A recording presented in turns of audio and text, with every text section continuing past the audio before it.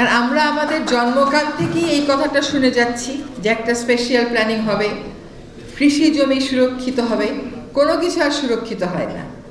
আমার বোনও কেটে কেটে ওখানে মার্কেট বানায়, বাসা বানায়। কাজে একটা স্পেশাল জোনিং আমাদের ম্যান্ডেটরি। এবং আমি আবারও আদিলুর রহমান ভাইয়ের দৃষ্টি আকর্ষণ করছি যে আমাদের এই মুহূর্তে হাতে একটা খসড়া আইন আছে, ল্যান্ড জোনিং ও কৃষি জমি সুরক্ষা আইন। এটার খসড়াটা আছে, আমি কৃষিমন্ত্রী মহোদয়ের কাছে, কৃষি উপদেষ্টা মহোদয়ের কাছ থেকে নিয়েছি। এইখানে আমরা গোটা দেশের জন্য স্পেশাল প্ল্যানিংটা ম্যান্ডেটরি করে ফেলতে পারি। যে আমার মনে হয় যে আপনারা ডিটেইল প্ল্যানিং করেছেন। আপনারা পানির স্বল্পতার কথা বলেছেন, যেখানে রিচার্জ হওয়ার পরেও আমার বিপুল পরিমাণ পানির স্বল্পতা থাকবে, সেখানে আমি একটা গলফ কেন প্রপোজ করতেছি? কেন মানুষের কুয়াকাটায় গিয়ে গলফ খেলতে হবে তো বুঝতে পারলাম না। আর এই গলফের ম্যানেজমেন্ট কাদের কাছে থাকে এটা কি আমরা জানি না? আমাদের তো ওখানে গলফের কোনো প্রয়োজন আছে বলে আমি মনে করছি না। মানুষ যদি বিচে গিয়েও গলফ খেলতে যায় তাহলে আর লাভটা কি হলো? মানুষ বিচে যাবে বিচ দেখতে, সে গলফ খেলতে ওখানে যাবে না। তো আমি এইটা আপনাদেরকে একটু পুনর্বিবেচনার অনুরোধ জানাচ্ছি।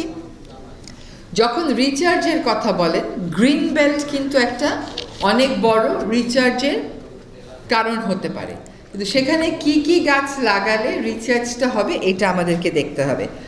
আপনারা এখানে যত প্রস্তাব করেছেন সব প্রস্তাবই, যেটা আমি বললাম যে আমার কোনো জোনিং নাই, তো আপনাদের প্ল্যানেই আপনারা জোন করে বলে দিয়েছেন কোথায় কী করতে হবে। ফলে আমার রেস্ট্রিকশনস আমি যদি কোথাও পরবর্তীতে ইম্পোজ করতে চাই, আপনার এই মাস্টার প্ল্যান ধরে করতে হবে। উচিত ছিল উল্টোটা করা, আগে আমি রেস্ট্রিক্টেড এরিয়া বের করব, পরে আমি প্ল্যানিংটা করব।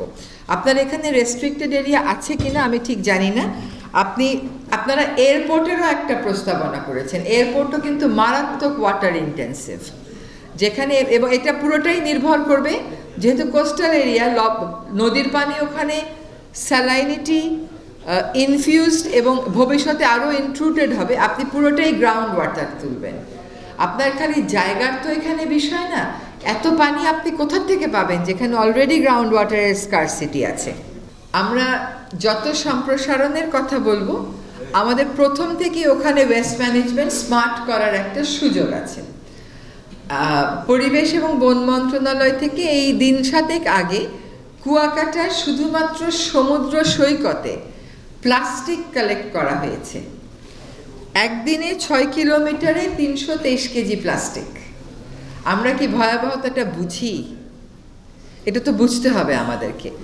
এবং এই যেহেতু এটা একটা কোস্টাল এরিয়া, আমরা যদি আমাদের এই প্রপোজিশনে একটু, আপনারা কিন্তু এখনও এটা গেজেট নোটিফিকেশনের মাধ্যমে করতে পারেন যে এই সমুদ্র সৈকতে এই মাস্টার প্ল্যানের অতিরিক্ত হিসাবে, সম্পূরক হিসাবে বলে দেয়া হচ্ছে যে এখানে কোনো সিঙ্গেল ইউজ প্লাস্টিক ক্যারি করা যাবে না, এবং সকল সিঙ্গেল ইউজ প্লাস্টিকেরই বিকল্প আছে। অনর্থক তর্কে জড়িয়ে লাভ নেই। গতকালও এসছে আমার কাছে অভিযোগ যে এখনও আবার নতুন করে কক্সবাজারের সমুদ্র সৈকতে আবার দোকানপাট করা হচ্ছে। এটা টম অ্যান্ড জেরির মতো হচ্ছে, আমরা ভাঙি ওরা বানায়, আমরা ভাঙি ওরা বানায়। তো there has to be political support for that, এবং সেই জন্য কোস্টাল জোন ম্যানেজমেন্ট রুলের অধীনে জোন ABC আপনাদের করে ফেলা উচিত।